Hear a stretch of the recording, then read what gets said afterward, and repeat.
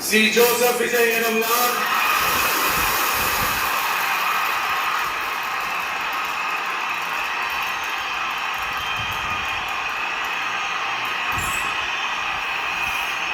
சட்டப்படி அமைக்கப்பெற்ற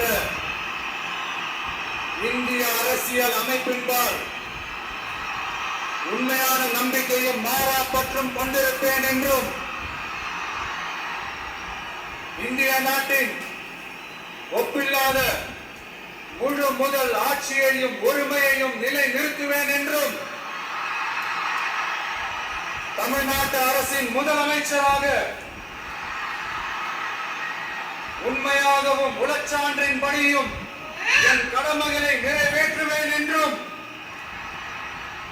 அரசியல் அமைப்பிற்கும் சட்டத்திற்கும் இணங்க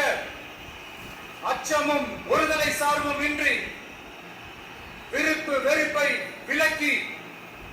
பலதரப்பட்ட மக்கள் அனைவருக்கும்